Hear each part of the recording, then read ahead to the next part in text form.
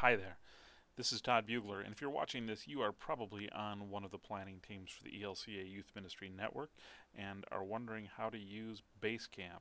Basecamp is the network's online project management package that we use. It allows us, even though we're distributed all across the country and folks are working at different times, at different places, doing different kinds of work, to all kind of keep our information centralized. It's a really important tool for the network.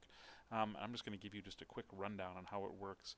When you first log in to the Basecamp site, it'll take you to this page, which is called the dashboard, which gives you an at-a-glance view of everything that's going on, upcoming milestones and dates and things that are important. Over here on the right, a listing of the different projects that we have running at any given time. I have all the projects listed on my screen. You will probably have just one or two projects, those that you're working with, listed. I'm just going to kind of click on one of these as an example so you can kind of see what it looks like. Let's click on the Congregational Standards and Guidelines as a sample for what's going on. Click on that and it takes us to what's called the Overview page. The Overview page will give you just general information on that project only. At the top here, the tabs are probably the most important part. If you click on Messages, messages are a way for us to communicate within our teams. It's basically like a standard message board.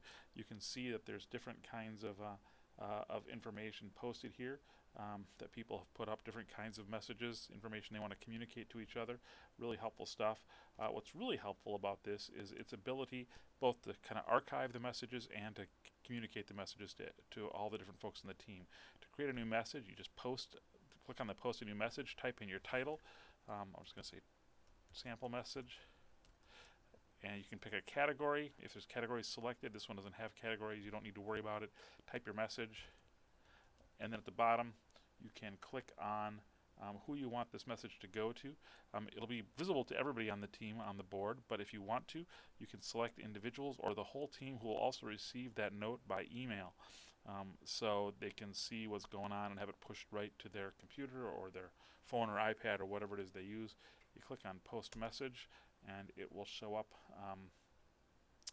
that this notification went out to all these different folks. And as you can see, my own email, I just received it right there. To-dos are quite literally grouped to-do lists. To create a to-do list, you give it a name and then any kind of description you want. Does it relate to a milestone, which is a date on a calendar? In this case, no. You say create the list.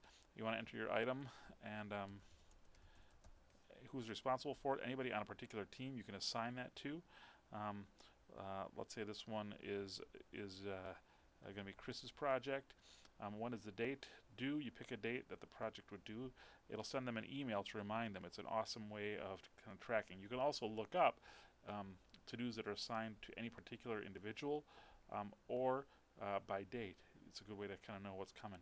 Milestones are basically calendar events for things that are coming up. Might be deadlines, it might be events that you can have. As you can see here, we got a rough draft for network feedback and review due on the 21st. This shows you the next 2 weeks. There might be other ones as well. Write boards are basically kind of communal whiteboard collaboration tools.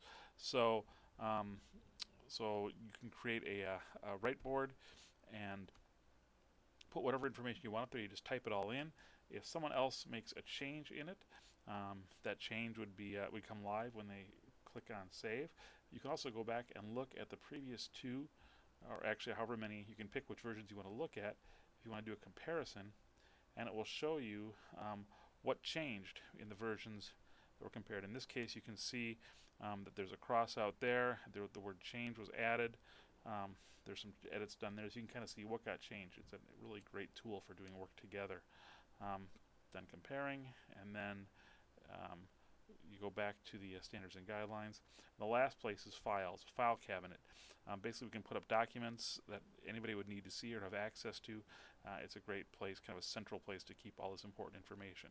Going back to the dashboard again shows us all the stuff that's upcoming in the different projects, late and upcoming milestones, what's happening in the next 2 weeks, and then individual pieces. In this case, standards and guidelines is top because I made that change. It's right there. Basecamp is a great tool. We encourage folks to use it. It's a central place for us to keep our information. Thanks so much, and have a great day.